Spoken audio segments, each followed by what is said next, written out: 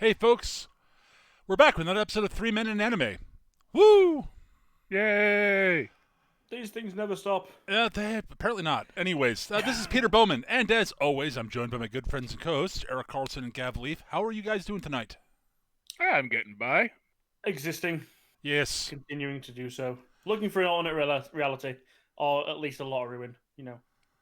Waiting for the singularity of my giant robot spider body. I think yours is more realistic, to be honest.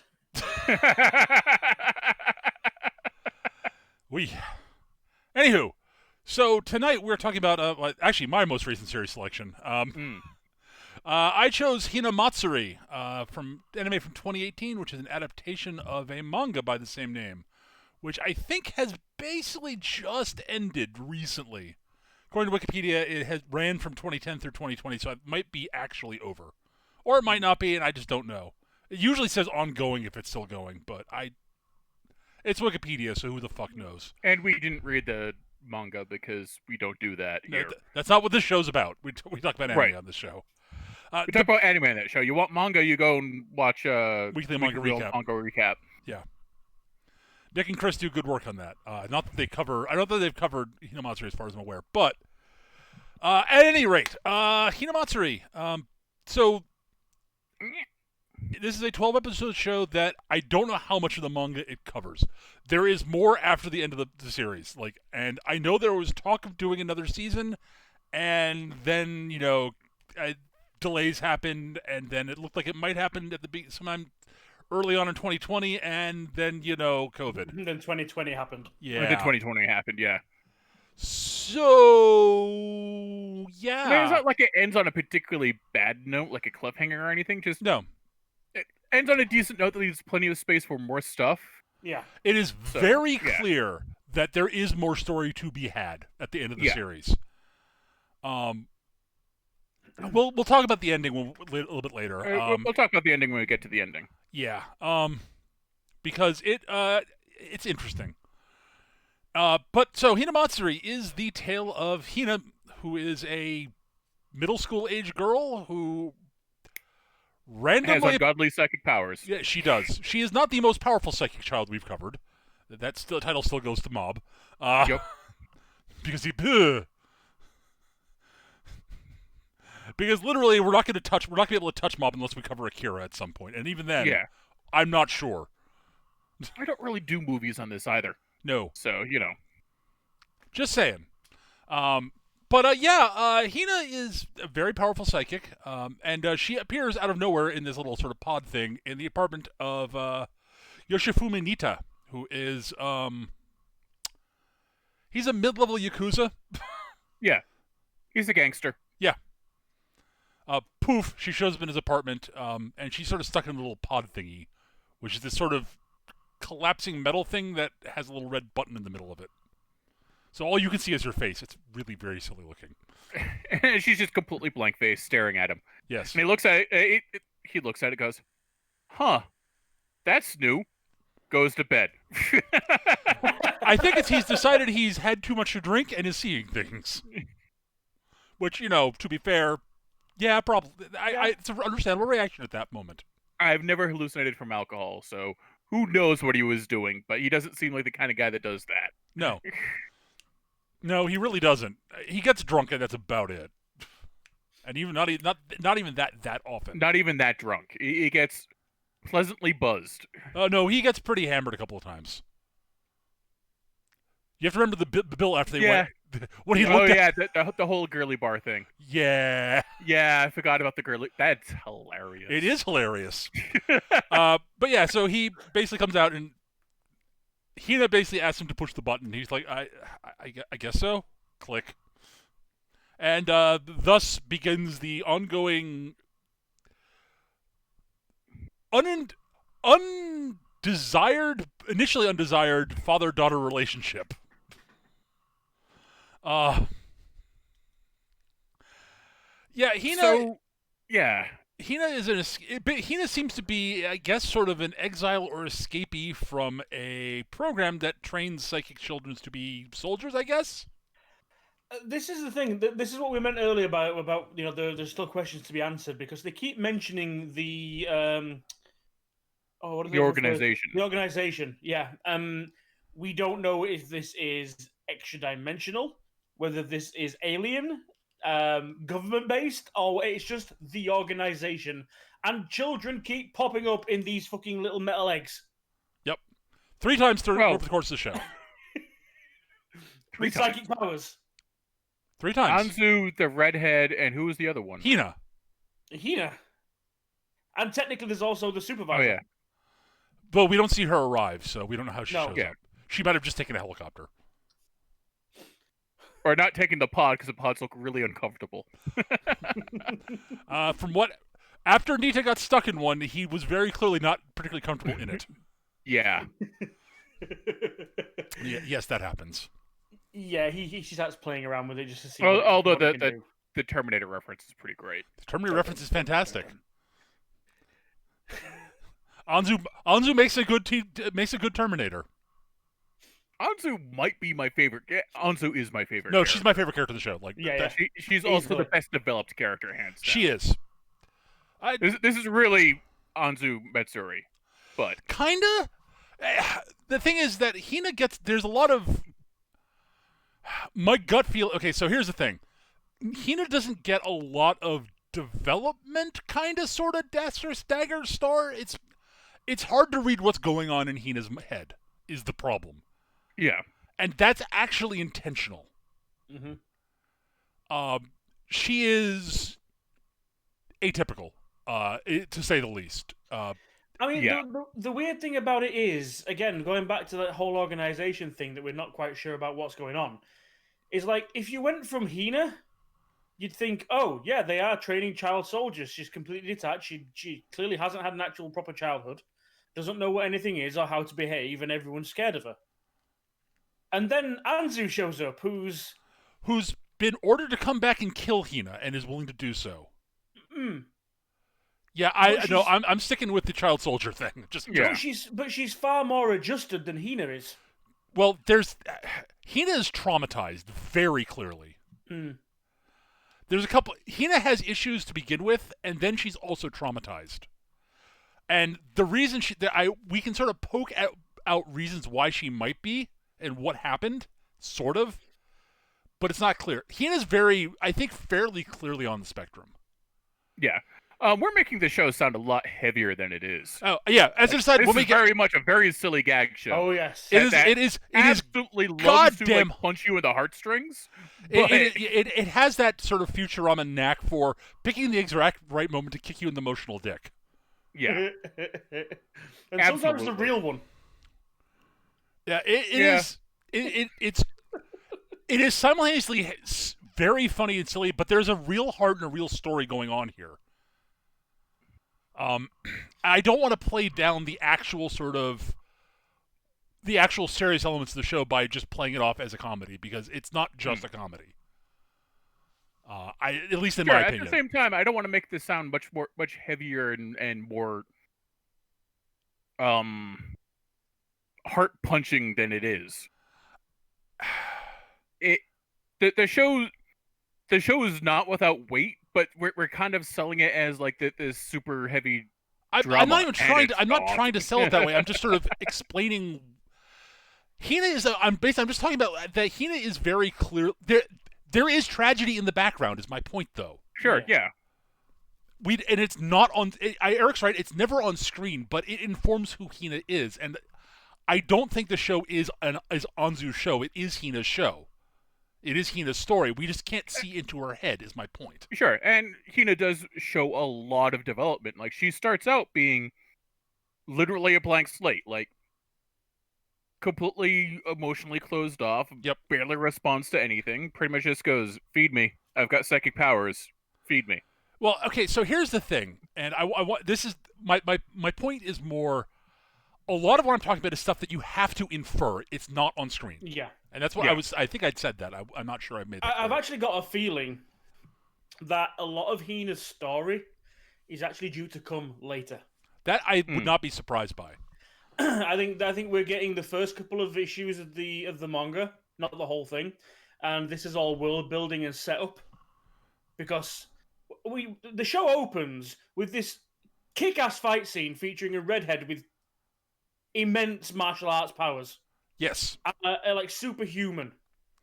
And she it is goes one of the away most and we beautifully. don't- It is one of the most beautifully choreographed kung fu fights I've seen in some time. Yes. And then she goes away and doesn't show up until episode 10. Roughly, yeah. Wait, what? And also the, points the out way that- it's shot and the way everyone's dressed in it, you're like, is this like a 19th century kung fu show? And then one of the monks pulls out a cell phone. Yeah. Yeah. Also, after the fight scene is resolved and we're done with that, it basically says 3, but now we'll go back to 3 years ago. Yeah. What? Okay. But yeah, that is entirely accurate. So, but anyways, I want to talk about. My point there though was Yep. this character does come in, eventually with her own like plans and plot lines and that kind of stuff. But it's obviously right at the end of the show. So I think a lot of that her development and Hina's as well. Hina's is going to be over the entire thing. Hina's background will be, I think. Yeah. She's Eric's right. She's done a lot of development on screen. Oh yeah. But how she got to where she is at the start, we have no fucking clue, other than what we can infer. The only thing with Hina is like we said, when you say she's made development, it's like making decisions for herself. That's development. That's part of it. Yes. Yeah. Developing something resembling empathy. Yeah. Yeah. I mean, so yeah, the thing is, the organization clearly was clearly terrified of her, as you can tell from they sent Anzu back to take her out because she's, as far as they were concerned, she was a walking bomb. That is actually very clear from what's her bucket, the supervisor. Yeah. Basically, yeah, she is surprised, like she is surprised Hina's like, as well as she is shocked by what's happened with Hina. Initially when she arrives, she's surprised that she's landed at the coordinates Hina landed at, and the city's still standing. Yeah. Yeah. And Hina tells Nita in the first episode that she has to use her powers, otherwise it'll build up and go out of control. And so he finds a way to channel that in a constructive and useful way. Because Nita's actually good at that sort of shit. He's one of those super intelligent, well, not super intelligent, but he's one of those intelligent guys who could do a lot more with himself, but just doesn't want the fucking responsibility. He's bright and he's competent, and he's generally a good guy. Yeah, I mean, he's a gangster, but he's not. Well, here's the thing: he's in the Yakuza, but he's not like dealing drugs and shooting people in the neck and he is reprisal killings or pimping out whores and all that other stuff. I mean, we never really see him do any of the criminal activity. Well, hell, we never see much criminal activity from them. Full stop. We see him sent to take out an opposing family. That's it. In so much that was a punishment for him more than anything. Yeah, well, kinda. And yeah, but we'll get to that. Well, the opposing family took a shot at their boss. Yes. Yeah. At the old man. And you don't do that. It's a very positive light on the Yakuza. He is very much Yakuza in the same light as Kazuma Kiryu from the Yakuza series. Yeah. Yeah. Though he is nowhere near the stone cold badass that Kiryu is. Because almost nobody is. He would fit very well in middle management in some corporation. Oh, absolutely. Yeah. He is middle management through and through. But yeah, he is Yakuza. He and Kiryu would probably get along. Although he's less in direct action than Kiryu is. Yeah. Different style of stories though. But yeah, he's got a thing for the ladies. He likes partying. He doesn't like responsibility. And he's not particularly fond of kids. Or at least so he thinks. The course of the show is basically him figuring out that, yeah, actually, no, the little bastards can worm their way into your heart no matter what you do. They grow on you like a fungus. Yes. Like, as much, like, in a lot of ways, Hina is a gigantic pain in the ass for him. She utterly disrupts his life and is very hard to deal with, and especially early on when she really doesn't understand human relationships at all. Like, she just doesn't. There are power dynamics that she gets, and she's used to being given orders. And she has no idea how to handle an adult who... She very early on doesn't have any idea how to handle an adult who's not actually ordering her to do stuff. And a great example of that is the bit where Nita's been sent to take out the opposing take out the opposing family, and Hina's in the car with him, and she basically says that are they your enemies? And he's like, technically yes. And she's like, all right, so you're gonna order me to take them out? And he's like, no, you're a kid. What the hell? No, this is my job, and I wouldn't. Why would I do that? No. She's like, but wait, what? You're not giving me orders? No. Huh. Right. This looks pretty tough, so I'm gonna go handle it for you. What? Don't worry about it. And then she goes in and wipes it. And she just she doesn't kill them. No, she doesn't kill them. She just beats the crap out of them with psychic powers.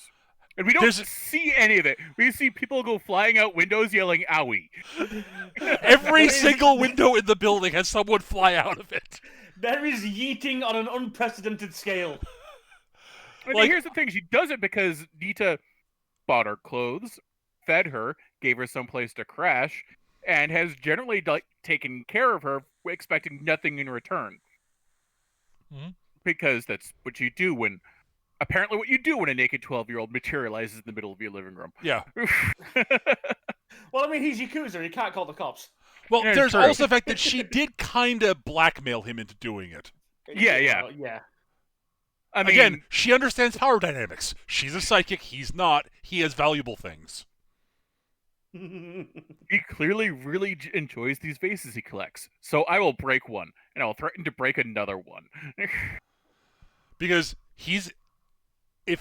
she needs something from him, and she's just not used to being in a situation where asking for help is a thing you can do, as near as I can tell. Again, that's all inference.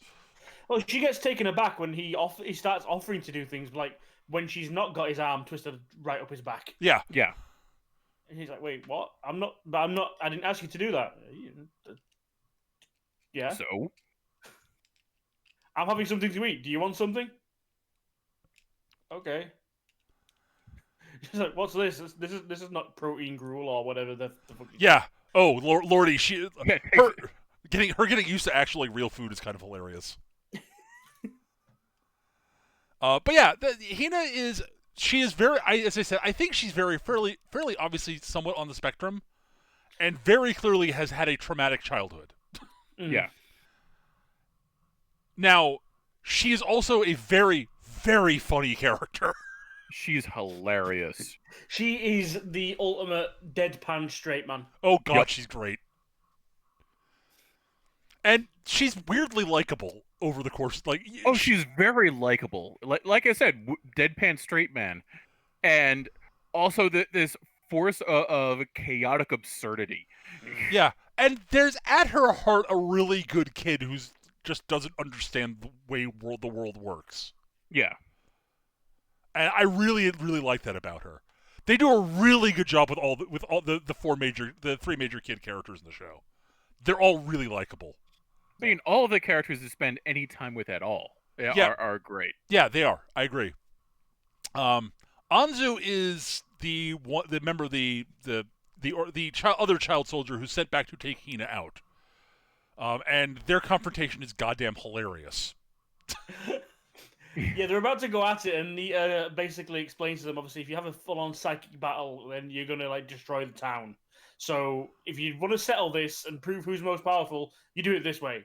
And they basically play rock paper scissors. They play rock paper scissors, and the loser does the bit where you basically you try to make your opponent look in the direction you want them to.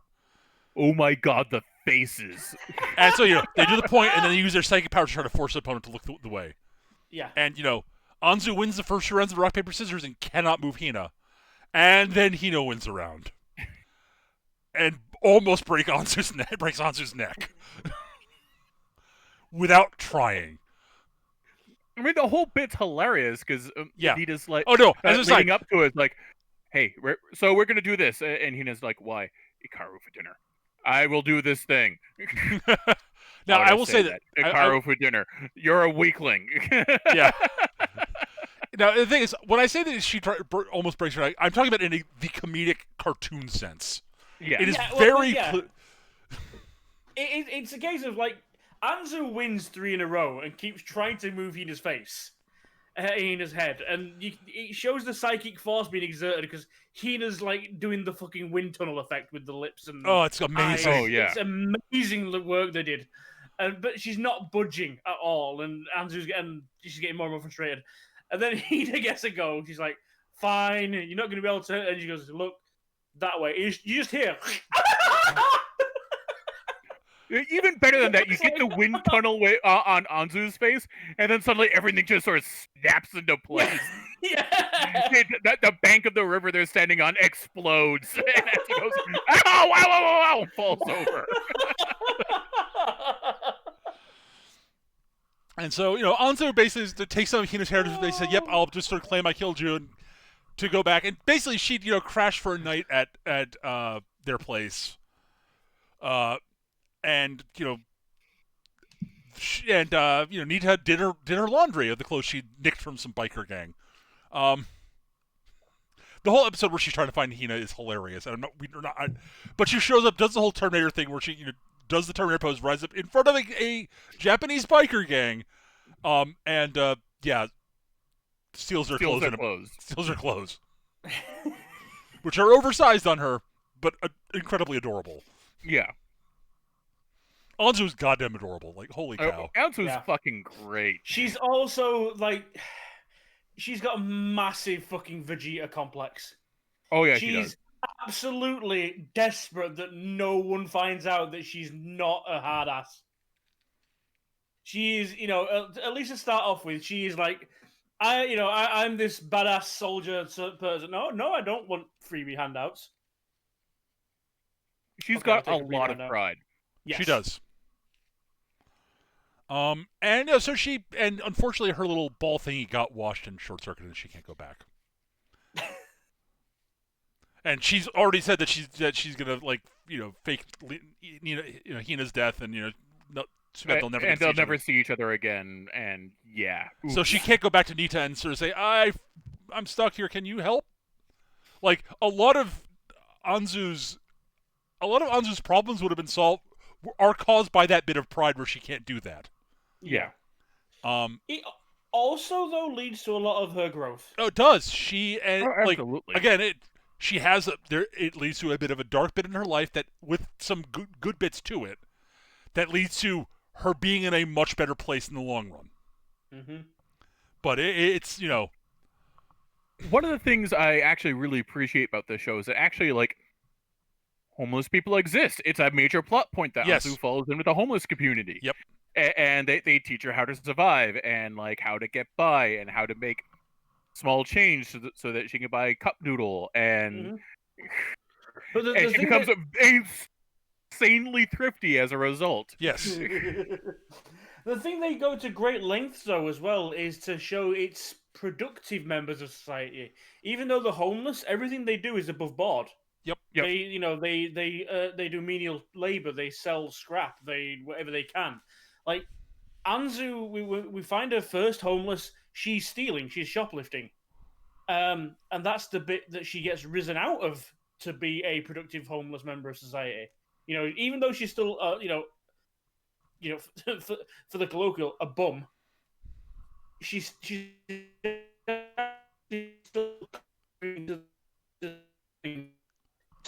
making other people's life hard. It's just a really down and out member of society.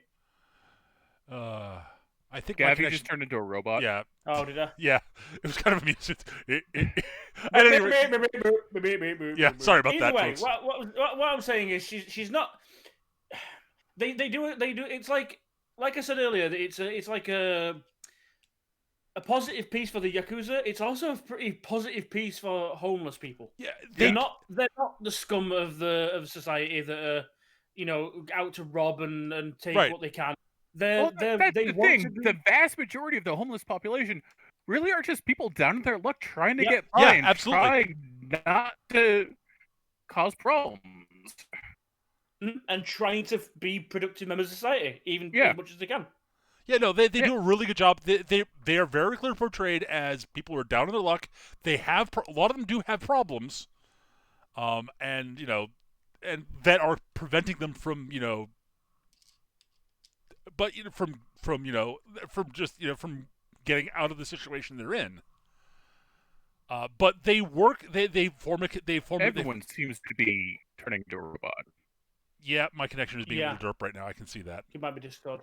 Okay. Before we continue, I'm going to do a very quick restart of Discord chat and live.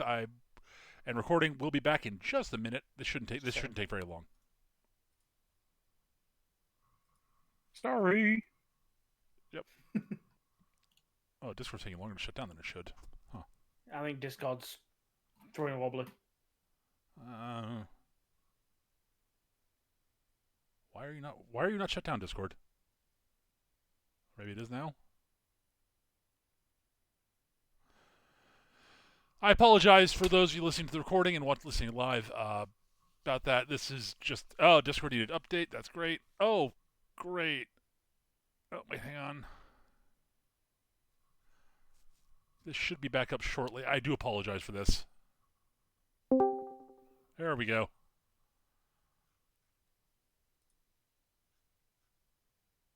Hello?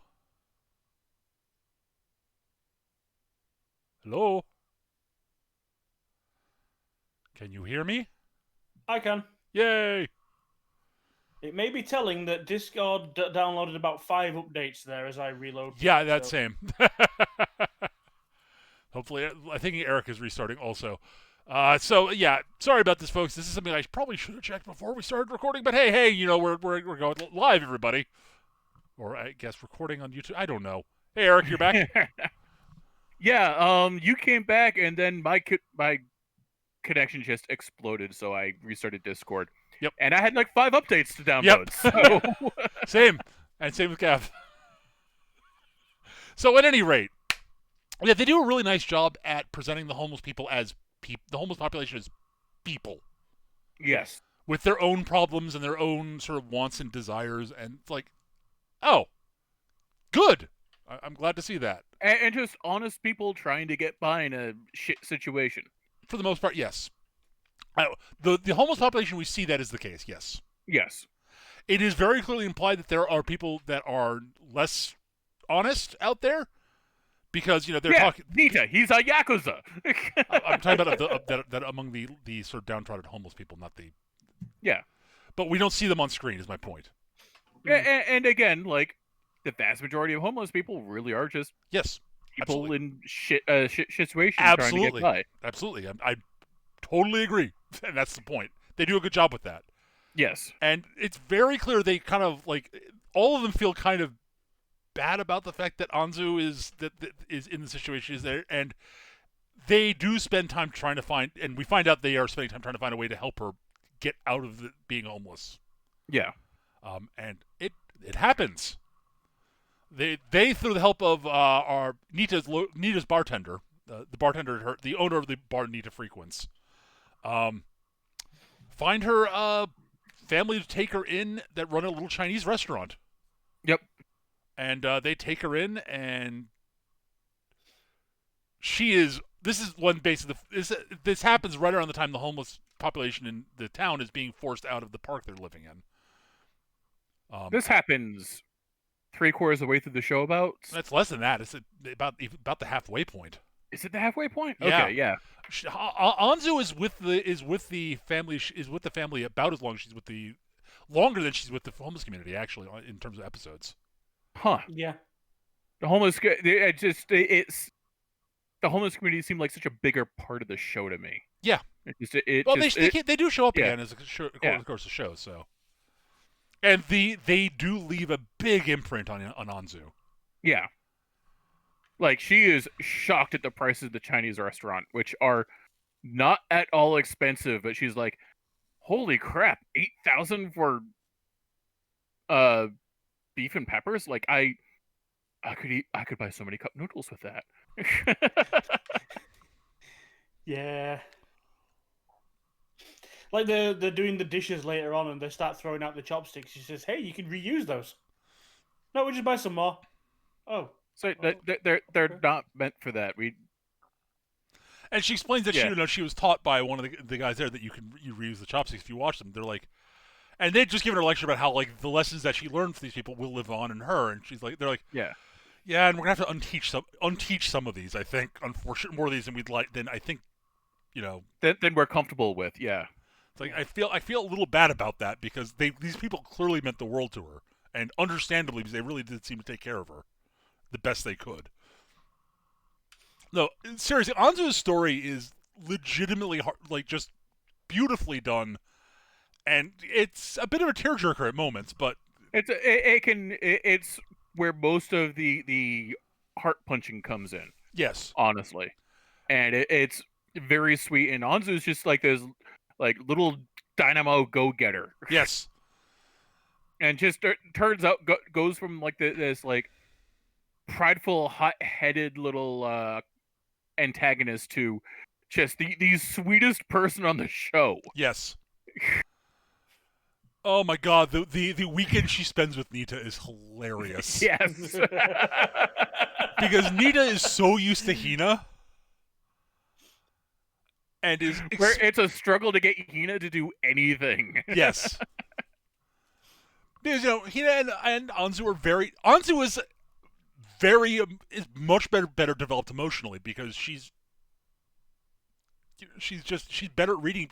I get the impression she wasn't put in the same like program that Hina was. Well, I think part of it is legitimately Hina was such a problem because the implication again is that everyone was terrified Hina might just go off and explode because they couldn't control her, whereas Anzu was controllable without actual without putting a bomb collar on her. Yeah. Which what they did to Hina, and then when Hina lost control one time, it blew up the bomb collar and didn't detonate, and she survived. And they're like, well, what the fuck do we do now? Crap. So yeah, Anzu's.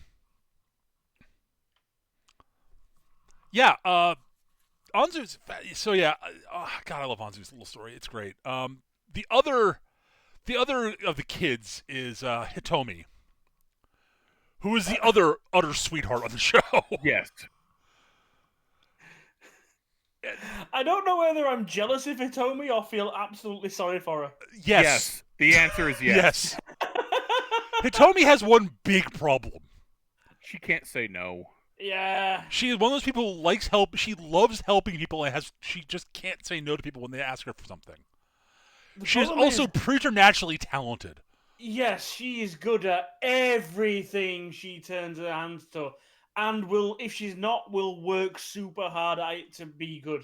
Yeah. Yes. Well, at first we just think like, oh, she's just has a knack for bartending because she ends up getting roped into working in Little Song, the bar that ends up being kind of central to this story. Yep. Through hilarity, honestly, just oh my god, it's an absolute farce how she ends up working there. It's so funny. Like literally, it is by definition a farce. Yes, it's great.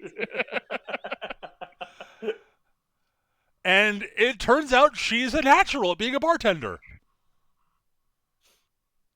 Like the local fucking the local winos come in, and they're like, okay, well you seem way too young to be an actual bartender. How about you make me this? And she makes him the perfect whatever he ordered. Yeah, the first time the first one. That's the teacher. That's her teacher. That's her teacher.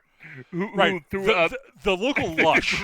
The local lush one who teaches her the first few drinks she learns how to make. Because she's clearly new and he wants a drink and the owner's not here. So you'll do. I'll teach you. I'll just tell you how to do it. It's easy. And so the teacher eventually shows up and is convinced it's her, sort of. But she's played up as she's never seen him before. And we're in the bars, and the owner's like, yeah, no, she's totally legit to work here. Totally. And he's like, okay, make me this drink. And she's like, okay.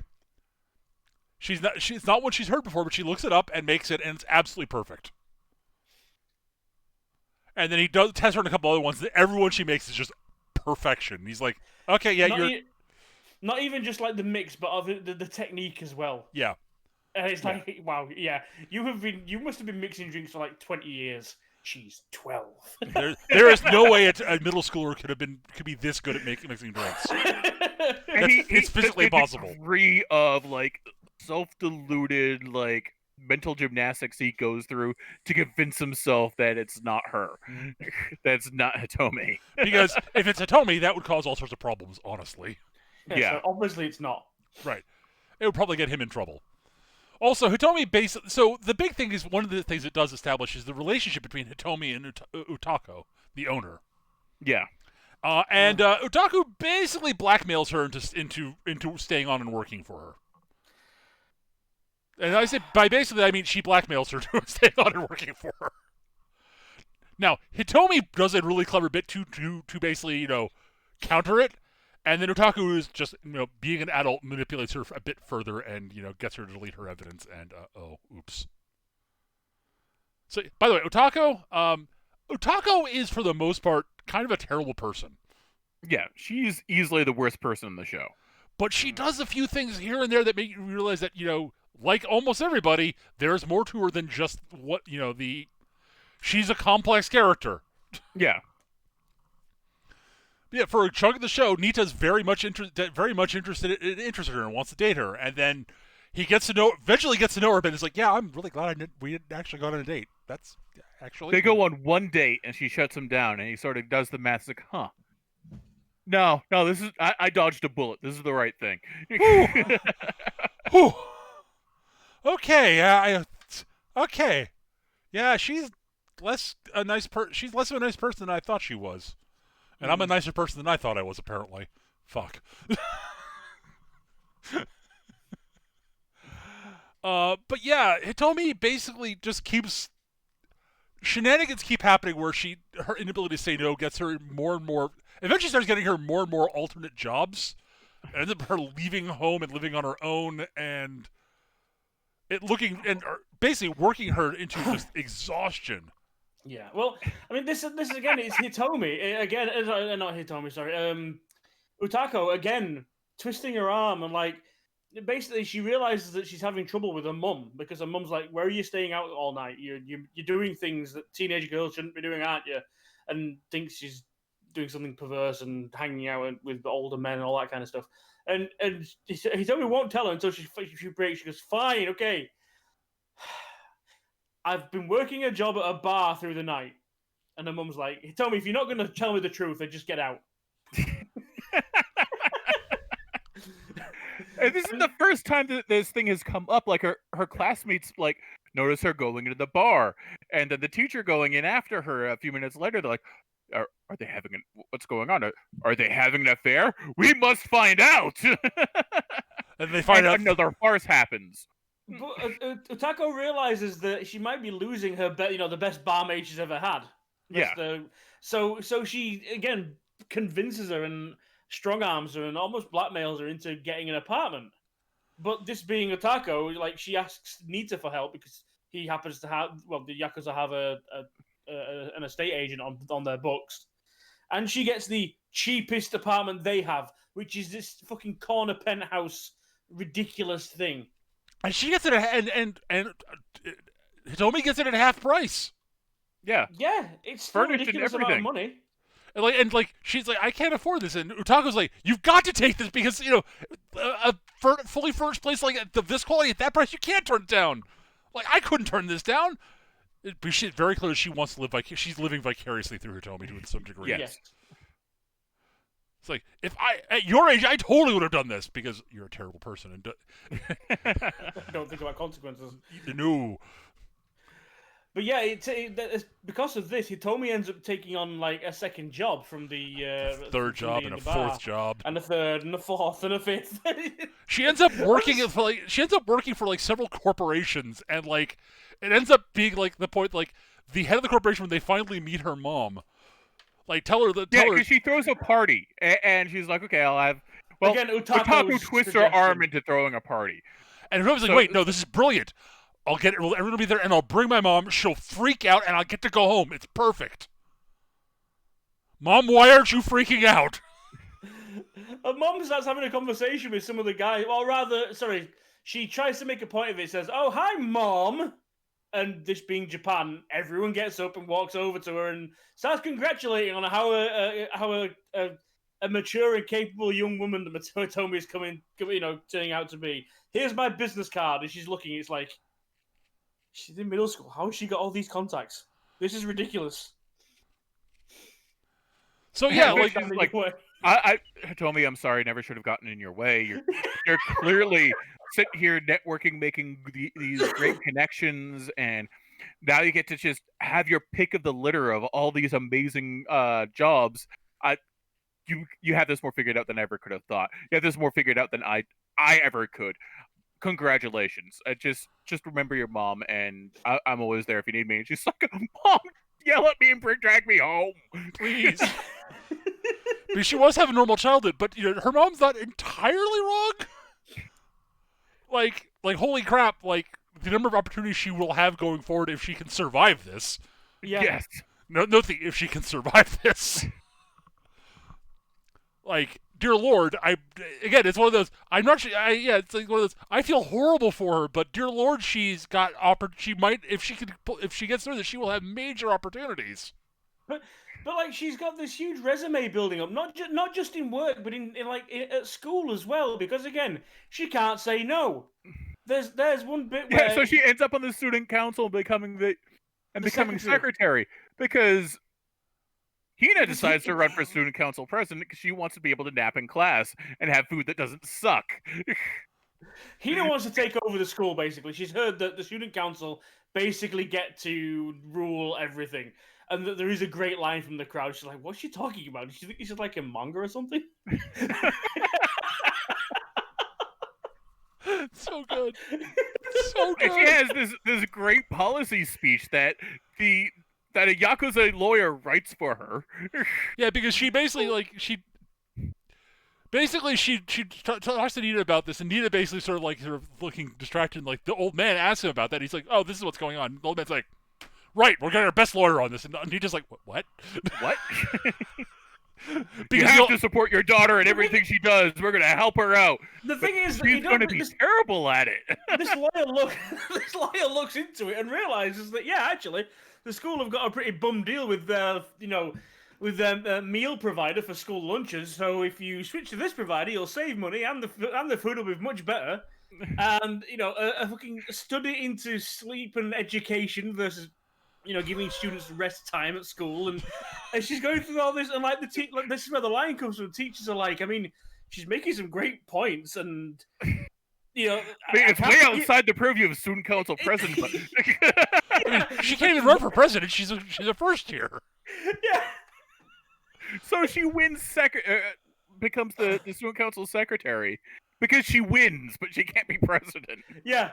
And immediately quits because she didn't get president, even though she knew she. Not only that, it involves work, and she'd rather just go home and play video games. Yeah, she's secretary. It involves work, therefore she won't do it.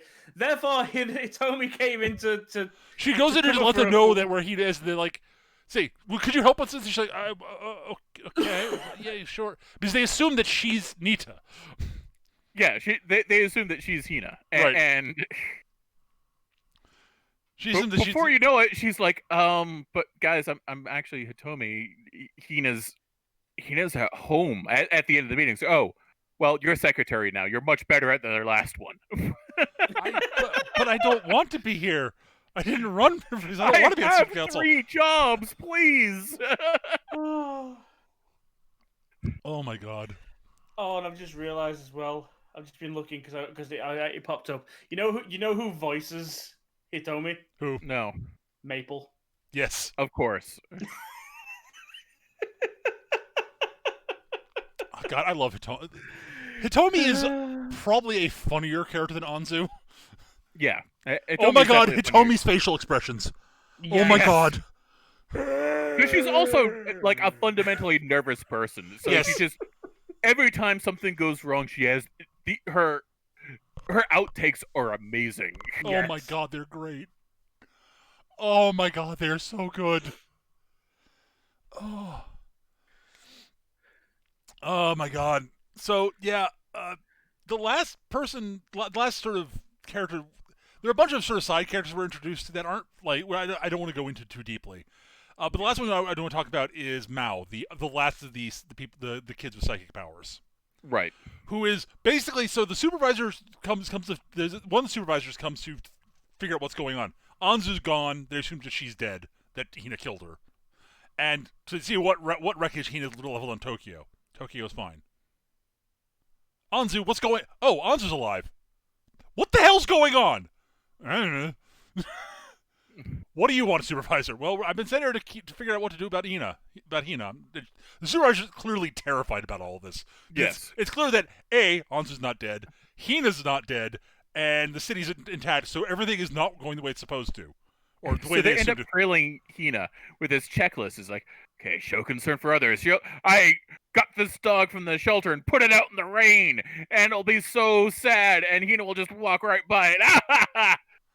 She gives an umbrella. Because she very much wants Hina to fail this so she can fail all these tests to prove that she has not become a better person and someone they can work with, so she can just leave Hina here and pretend none of this has ever happened. And just go back, and just go, I'm done.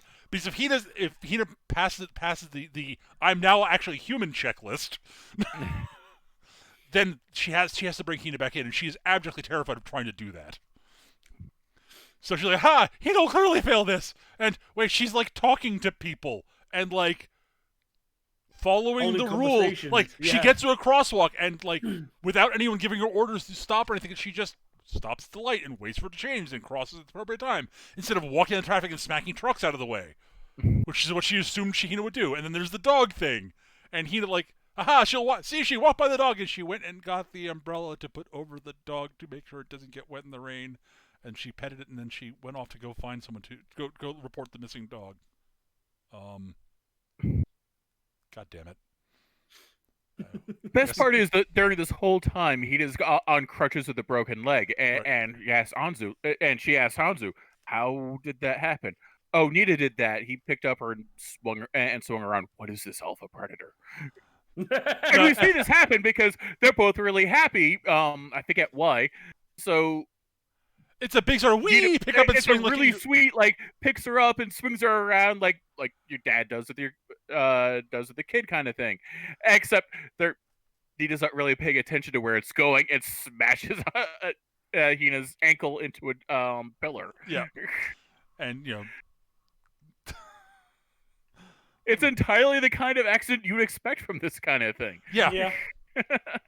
And so naturally the supervisor is abjectly terrified of Nina if he can control Hina, like, oh my god, But so eventually she finds Hina and basically says, you gotta come back, and Hina's like, well, I can't disobey you. You'll like blow my head off. And she's like, wait, she doesn't know that I can't do that anymore. Yes, totally. Gotta come back. Don't kill me.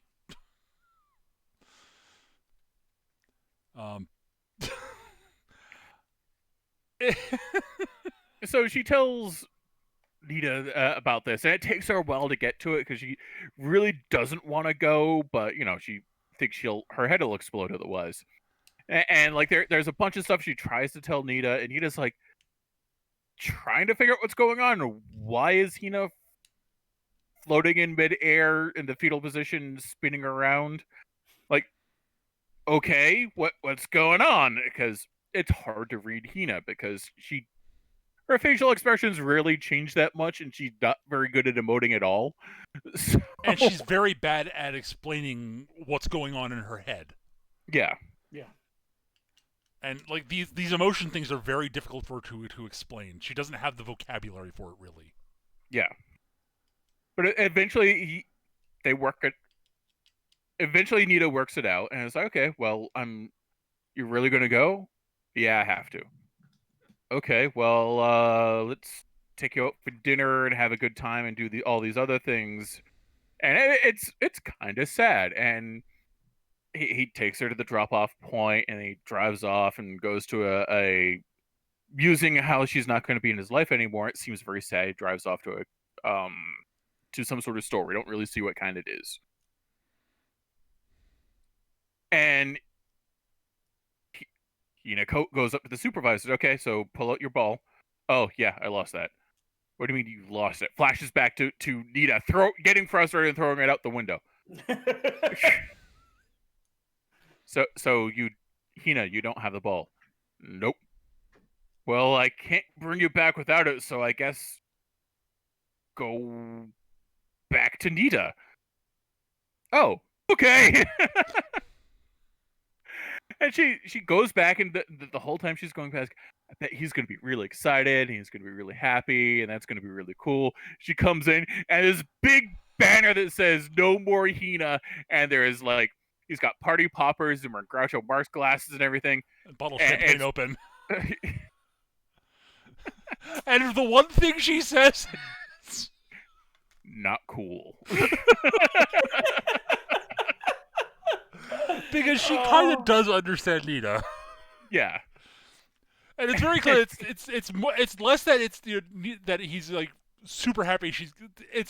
He's happy that things.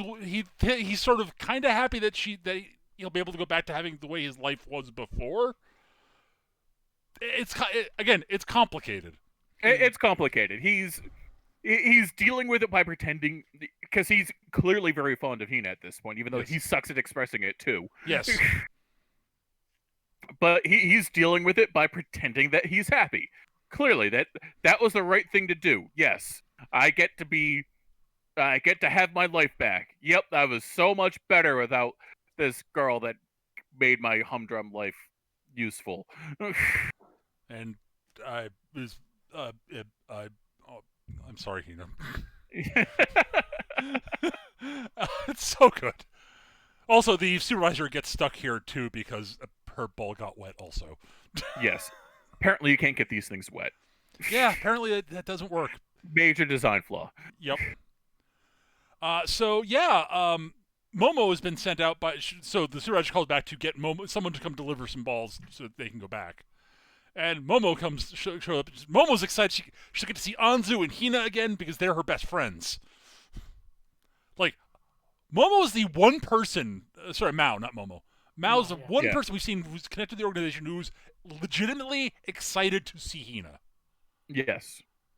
Unfortunately, her pod crashes on a deserted island in the Philippines. Yeah. And and the balls immediately get swept up by the tide. Yeah.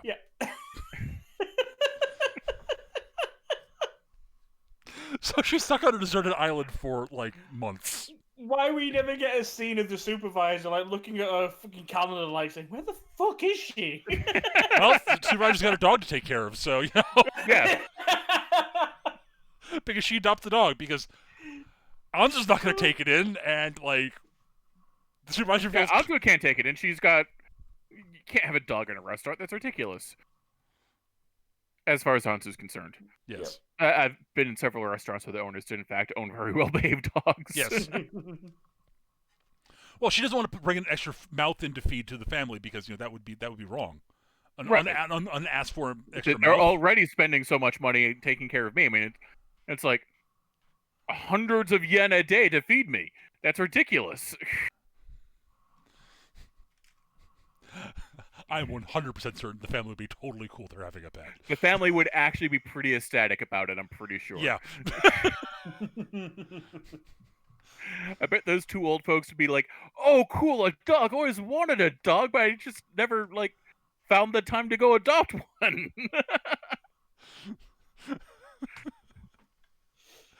Oh, God. Anzu's relationship with them is so goddamn adorable. It's so sweet. At any rate, so yeah, so Momo goes a little bit stir-crazy on the island. She like, goes full castaway with, like, coconuts for Anzu and Hina. Which she talks to and animates, and Hina's only dialogue she ever says is "feed me." Yes. And she does a very good Anzu impression. Yes. A very good old Anzu, early Anzu impression, I should say. Like, I would love to get... I will say this. I want a second season just so I can see Mao reacting to what Hina and Anzu have become. Yes.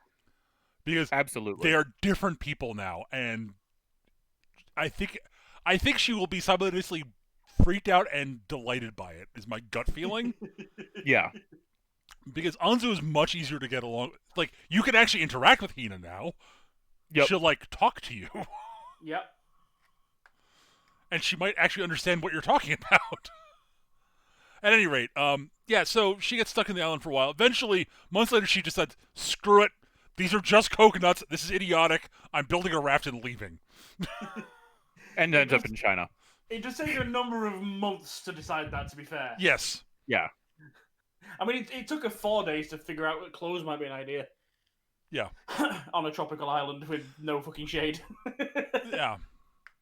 At any rate, so yeah, we eventually, after the end of the sort of ongoing, we get to the end of the show. The last half of the last episode is all about Mao, and it takes place 3 years later, and we find her in China, having joined up with a supernatural martial arts school, which are using her to demonstrate what you can learn with her through the techniques, the amazing powers, which are totally not Anzu just using her psychic powers to do stuff.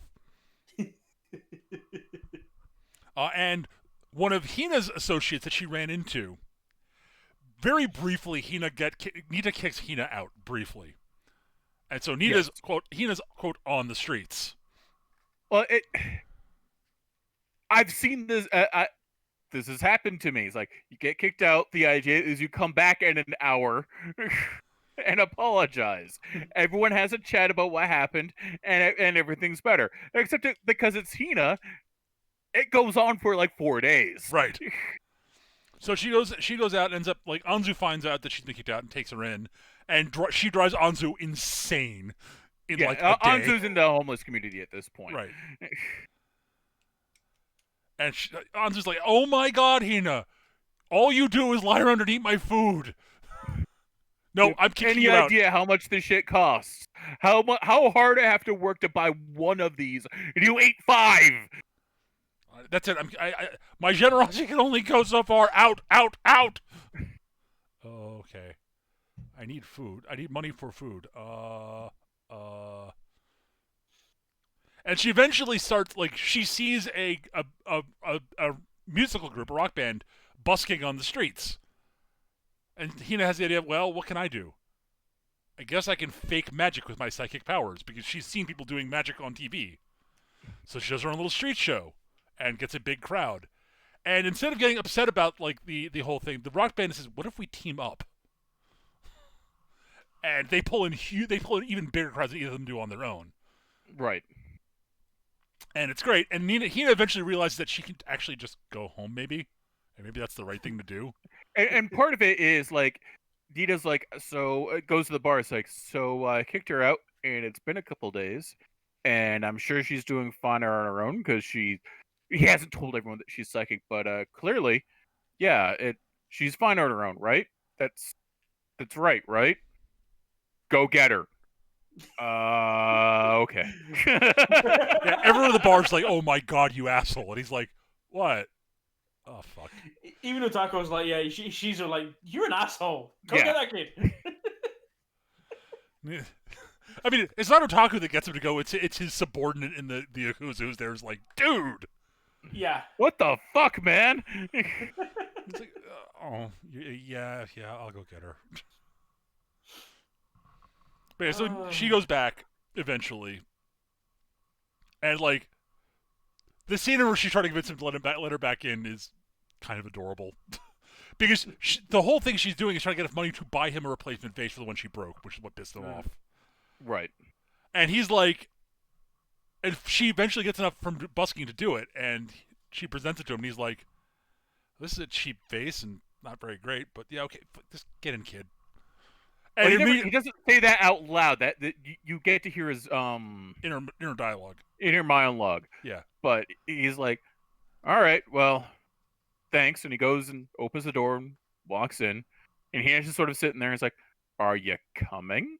and it's kind of a sweet way of saying, like, yeah, we were both dicks, and I was especially a dick, and I'm sorry. And And the thing is, that vase, this cheap sort of not very great vase, not a collector's piece in any way, shape, or form, center of the mantle at the end of the episode. Yep. Yeah.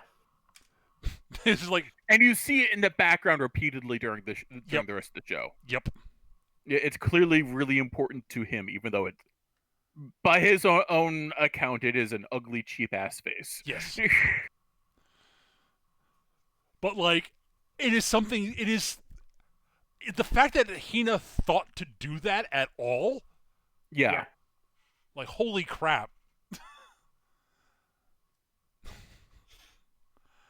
So yeah, the thing is, like, she breaks the vase because she's trying to clean up the apartment to do something nice for Nita.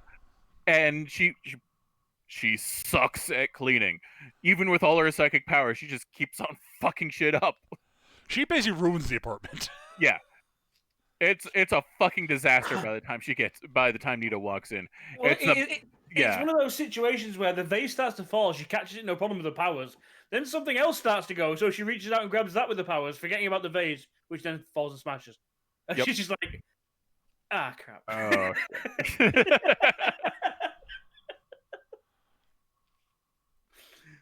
So she's trying, but she is. Yeah. Again, like, that's the thing. It's like she's legitimately trying to be better across the course of the show. Yep. And the amount she does actually grow is really kind of astonishing when you think about it. It doesn't seem like it, like, it's very gradual and natural over the course of the show is the thing. Yep.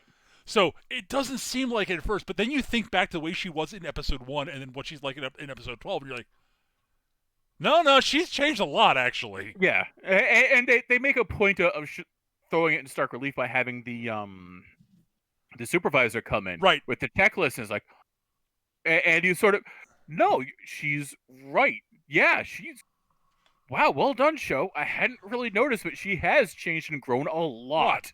Yeah, it's really cool. The whole thing with the supervisor is actually a really, really clever way to do that, honestly. To basically say, by the way, in case you weren't paying attention. Yeah, here's an actual list. And this is all stuff that the way she would not have interacted at the start of the show, and she wouldn't have. It's like, yeah, no, she wouldn't have. Holy cow. Huh, well played. Oh my god. But yeah, so the bit where, but back to the one thing I mentioned earlier, where the bit where Anzu stays with Nita for the weekend. While Hina's off on a school trip. She's off on a ski trip. Right.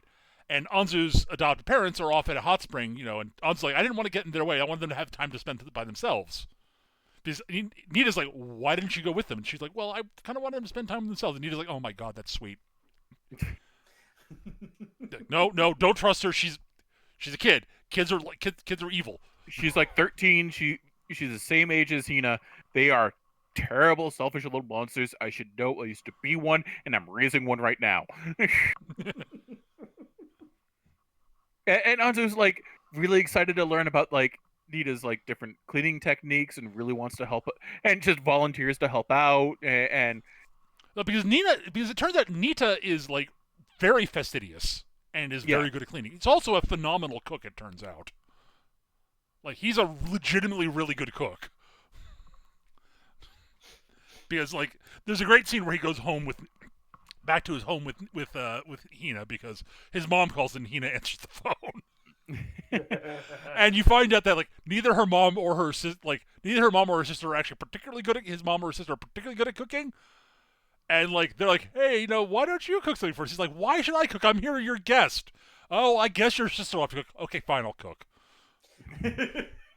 Fine. His sister's already fucking cooked. Yeah. Yeah, his sister is exactly what you'd expect from your stereotypical gangster. Like, she dresses in a tracksuit all the time. She's drunk off her ass, constantly getting into fights. Yeah, she's a martial artist. Yeah. She's apparently she's a really talented martial artist who, used to get in fights with delinquents for fun.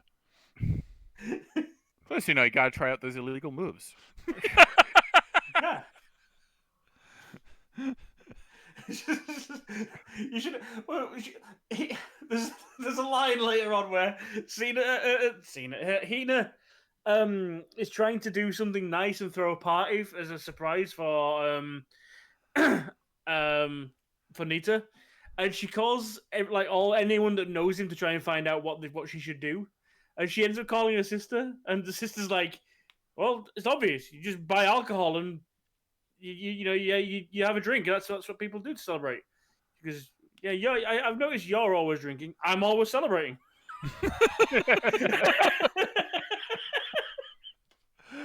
Oh my god, the side characters of the show are often goddamn hilarious. Like, we haven't talked about a lot of them, but like, oh my god, some of the side, like his sister's great, his mom's great. Oh my god, the old Yakuza boss. Yeah, The old Yakuza boss, yeah. Grandpa. Who basically becomes Hina's adopted grandfather. It's amazing. Because he's like, oh my god, he just dotes on Hina because she's adorable and sweet. And Nita's like, okay, yeah.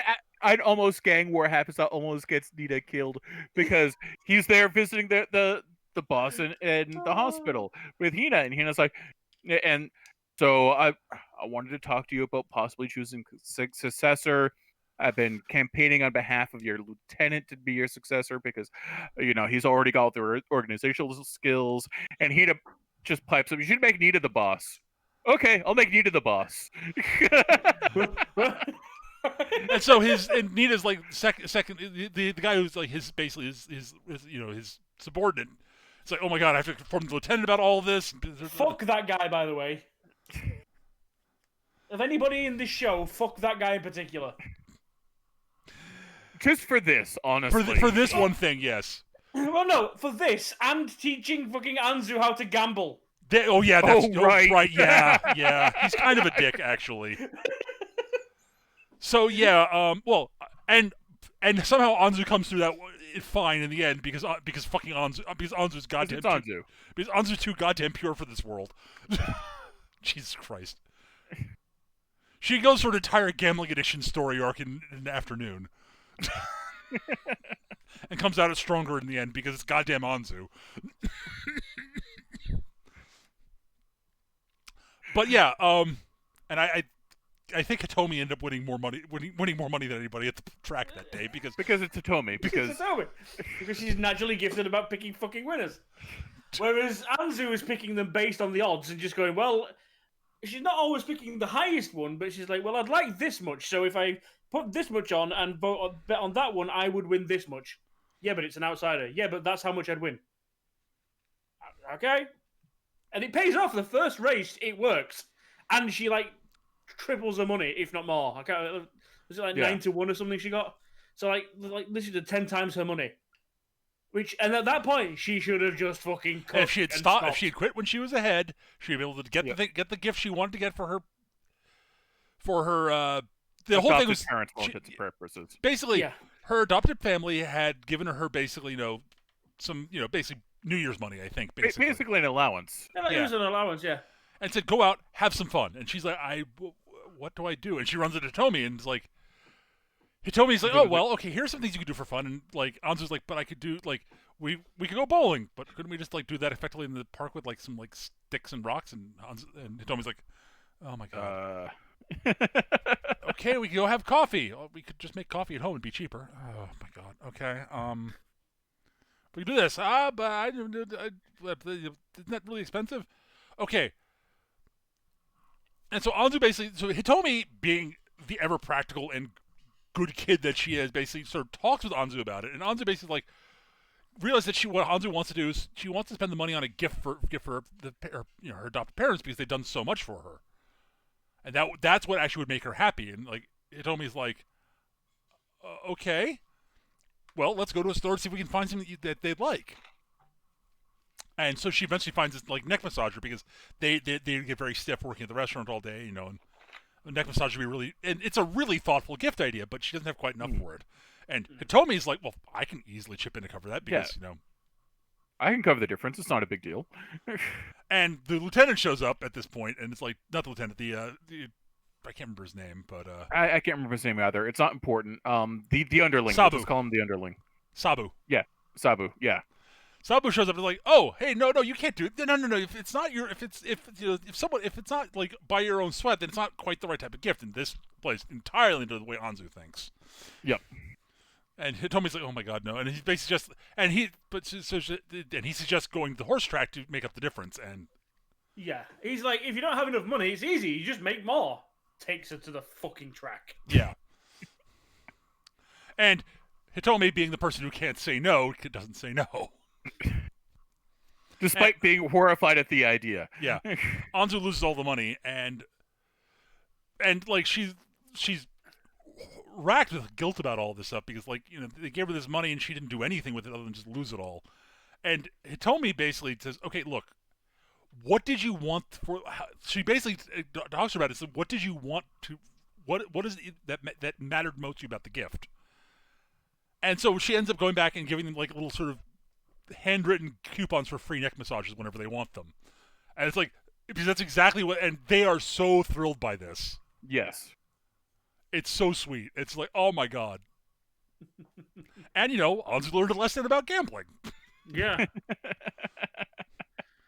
Because, the thing is, when she won that first race, she was like, cool, I've got enough now, let's go. And he's like, and the little ass hats, they're like, no, hang on. Yeah. And he convinces her to fucking try and increase it even more. He's like, oh, what are you doing? I hate that dude. He's a dick. But yeah, so he basically reports to the lieutenant about the thing. At which point, as he's texted the guy, Nita's like, "Dude, no! You know how long I've spent trying to put out fires between my former superior and the lieutenant, so that the gang war didn't start over nobody having decided who's in charge yet. I've been basically working to make sure that the lieutenant can take over. It's a smooth transfer of power as long as you just say yes." And the boss is like, "Oh yeah, okay. You're right. I'm just like trying to. I'm being nice to what Hina wants, just because she's a kid I like. But you're right. From a practical standpoint, it really should be lieutenant." And so Sabu's like, "Oh fuck, what do I do now? I jumped the gun on that. I jumped the gun. I can't tell them now. They'll think I'm an idiot." I didn't hear that this happened because I was in the bathroom. Clearly, obviously, that's what happened. Yep. And nothing really terrible is going to happen. Why is Nita in a gas barrel filled with cement? Fuck. Yeah. And they're about to throw him in the basically kill him off. And the old man comes out. It's like, what the hell is going on here? And they say, well, he's they explain what they're doing. He's like, no, I said I changed my mind when he pointed out this was a terrible idea. You mean the way he said? Oh. Hey guys, can you get me out now? I'd like to get out of the tank now. Could you get me out of the tank? Right. Nita, buddy, pal, we kind of owe you.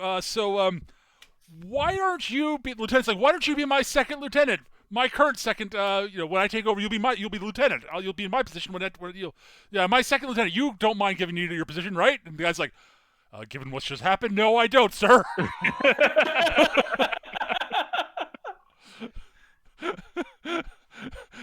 We kind of all owe Nita big time because we all fucked up horribly, right, Sabu? Sabu's in the corner. Sabu's in the corner throwing up through nerves, and he hasn't even got the fucking class to throw rainbows. He's not really that funny.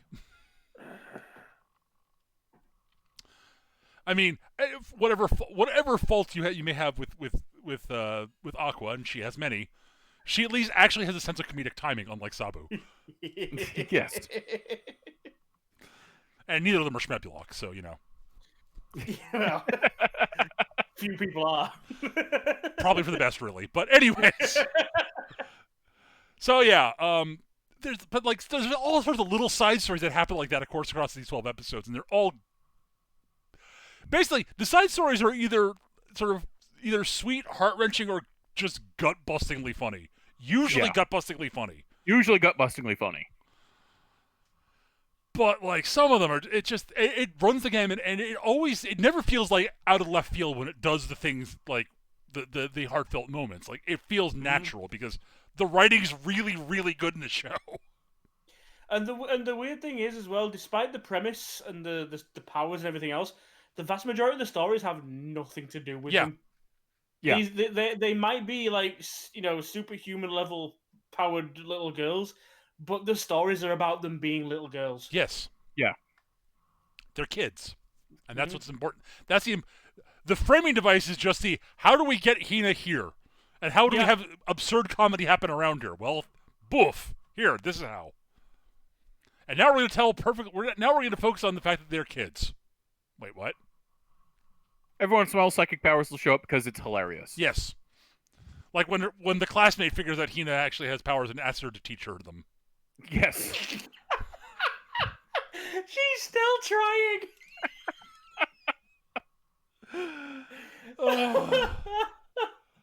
It's like one of the best gags of the show. The callback to it is so good.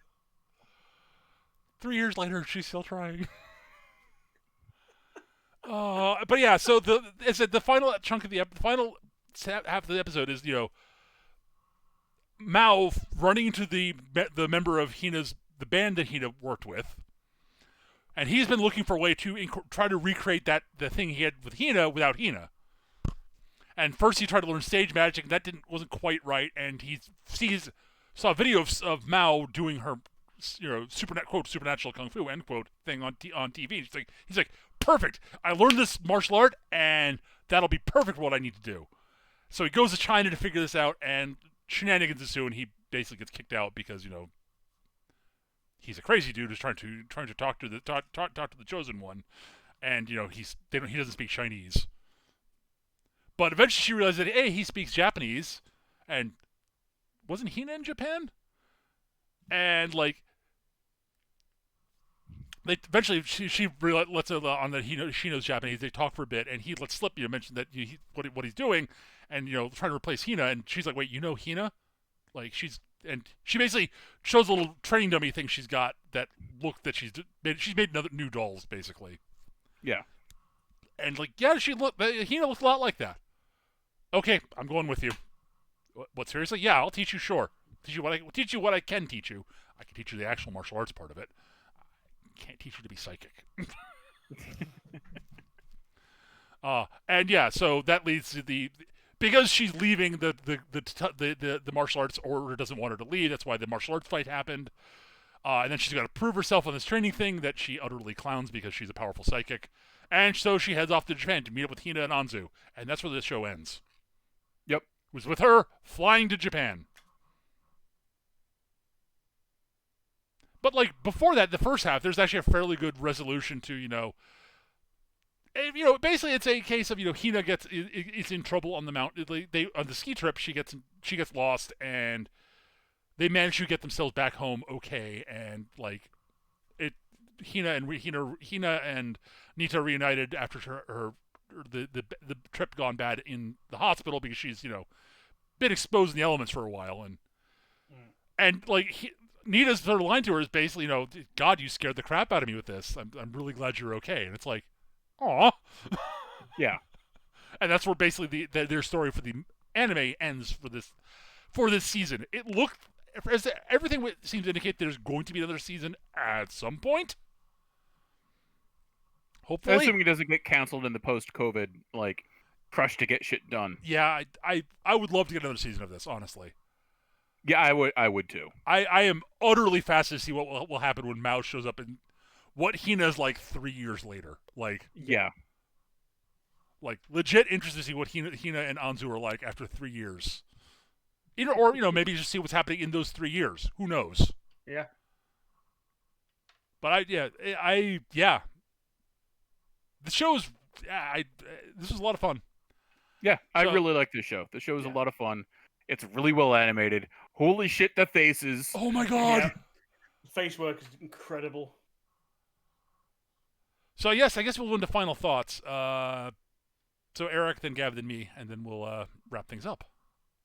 So this is a really funny show that will occasionally just punch you in the dick because, heart dick. Punches you in the heart dick. Because, it can. It's really beautifully animated. And I mean, it's not Mob Psycho, but what is? And it's just, Jesus Christ, the faces. And it's hilarious and well written with a lot of really good characters. Even the worst character, even the fucking underling, isn't as bad as he could be. He's just an idiot. That's his big problem. He's an idiot. But like Nita's like, it turns out to be a really nice guy. He's just bad at showing it. Hina's development is kind of amazing. Anzu steals the fucking show. She's the best character. And Hitomi, everything around Hitomi happens around Hitomi is hilarious and farcical in the classical sense, and I love it. So yeah, I really like this show. I would recommend it. I would recommend season 2, should it ever happen. Hopefully it won't become like fucking No Game No Life, which I still haven't forgiven. I was going to say, don't build your hopes up too much just in case. Yeah, I think this is the thing. It's like I said earlier. At the end of the day, there's a really out there premise, but this at its heart is a show just about kids being kids. Weirdly enough, it's the non-psychic that ends up in the weirdest scenario. she gets to grow up real quick. Yes. Whereas Anzu has that homeless experience. Unfortunately, not as unusual as you might hope.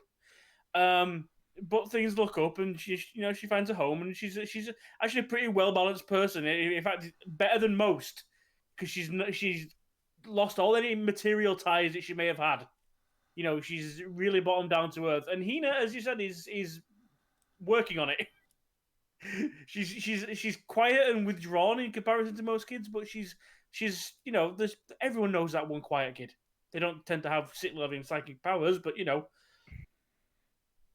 probably for the best. So not knowing some that I've met, but yeah, it's a character piece. It's all about them and the shit they get into.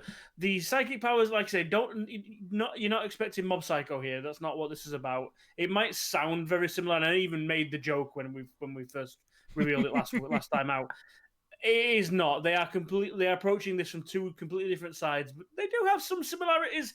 But this is very much. It's not an action show. This is, thumbs up. I'm wittering. I like it. I really, really enjoyed this show. I agree. It's not Mob Psycho, but it's not trying to be. It's trying to do something completely different. God damn, this show makes you like the core sort of the core major characters. The show does an incredible job making you give a shit about them, which is why it's able to do able to hit you in the feels so hard. Is because you care about Anzu by that point. You care about Hina, you care about Nita, you care about Hitomi, and you don't care about Utaku because fuck her. Well, that's the thing. At the first, we with her, it's the opposite. We meet a personable, owner of a bar. Yep. She's got an aggressive side, but obviously she's got to have that. She's the one that chases Anzu down when she's shoplifting. But you'd expect that. She runs a bar, so she doesn't take any shit. And you think, okay, yeah, and she's an attractive young lady, and no surprise why Nita might be attracted. And they give it a go, and then you find out who she is. It's like, yeah. And she has character development. Character development doesn't always mean their characters get better. Yeah, no. The second you realize how terrible she is when she blackmails Hitomi, it's like, oh no. Yeah. And mind you, it's hilarious. It's hilarious, but it's not vindictive. She's not doing it to be nasty. She genuinely thinks that she's doing Hitomi a favor, but it's also going to benefit her. It's mostly because it's going to benefit her. It mostly because it benefits her. She justifies it by saying it'll benefit Hitomi. Yeah. And she's not without a softer side either. I mean, she's the one that hooks Anzu up with the family at the Chinese restaurant. Yep. She's the one who... You see her protesting the expulsion of the homeless people. Yeah, she's dead set against that. She fights for the homeless. Like, yeah, she's the one who runs the food drives for the homeless. Like, she's not all terrible. But like, goddamn lady. But she does have it. But she is really selfish in a lot of ways and justifies it in kind of terrible ways. Yes. No, again, like most characters in the show, she's a complicated character. Absolutely. Which is a good thing. This is a well done, well thought out show. I'm like, goddamn. So yeah, it's 3 thumbs up again from us. Unsurprisingly, we tend to favor shows. We tend to pick shows that are good. Yeah, That's what we wait aim to until do. my next wait till my next selection. I'm the one that gets the bad ones. We've all had ones that were somewhat misfires. At any rate, that's me. Everything I do is fucking gold. Shut up. Uh-huh. At any rate, so that's going to do it for Hinamatsuri. Eric, you're the one picking next. What are you choosing? I haven't really made the decision yet, so I'm going to roll a die. Okay. 1 to 3, it's going to be Mobile Suit Gundam 8th MS Team. Or, no, 1 to 2. 3 to 4 is going to be Made in Abyss, and 5 and 6 will be Great Pretender. Okay. Okay, so we have giant robots, depression, or a heist movie. I rolled a 3. We are getting Uncle Lovecraft's horror hole. It's an Eric special. Yeah, when Eric presented these were the things we were looking at. It's a Gav series, an Eric series, and a Peter series. In that order. Mind you, these are also all series that all 3 of us are interested in anyways, but yes. I mean, I've also recently finished Great Pretender, but I really want to show it to Peter. So it's a show I've meaning to watch. I just haven't gotten around to yet. I've been, for various reasons. But anyways, so we're doing Made in Abyss next. Now we're off to Uncle Lovecraft's horror hole. Great. Damn, we have to watch something that's stunningly animated with an incredible soundtrack. No. Oh no. Yeah. I've heard pieces of the soundtrack. Holy shit, the music's good in this show. Is this going to be one of those shows that we think is great and we never want to watch again? No, I don't. I've actually been wanting to rewatch it recently, which is why it's on the list. No, it's from everything I've heard it's dark, but not like. It's kids having an adventure in a terrible place. Yeah. Right. Okay. It is. Everything I understand is there are dark moments, but it is not like utter misery, hopelessness. It's not the angle grinder of misery that was Icano. Thanks, Gav. That show I never want to see again. Keep trying to top that. I dare you. No, please don't. Please don't top this. Requiem for a Dream, the anime. So you mean Saikano? Yeah, when's Miyazaki with less heroin? Saikano was Requiem for a Dream with less heroin. Yes. Yeah, less heroin and possibly more tragedy. Which is saying something. Anyways, that's gonna do it for this week, guys. Thank you so much for listening. Hope you enjoyed. If you enjoyed the show and you want to hear more, like, subscribe, etc. We basically post new episodes every time we finish a series. Sometimes we'll do specials if there's something that we've all been watching that we want to talk about out of the blue. That will happen from time to time. So like, comment, subscribe. Comments are great because that means A, the algorithm loves it when people comment on the show.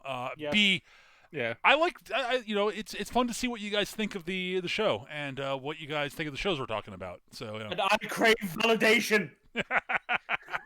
But yeah, what did you guys think of Hinamatsuri? If you've seen it, if you haven't seen it, we utterly love it when we people watch shows after we talked about it because they've not seen them yet.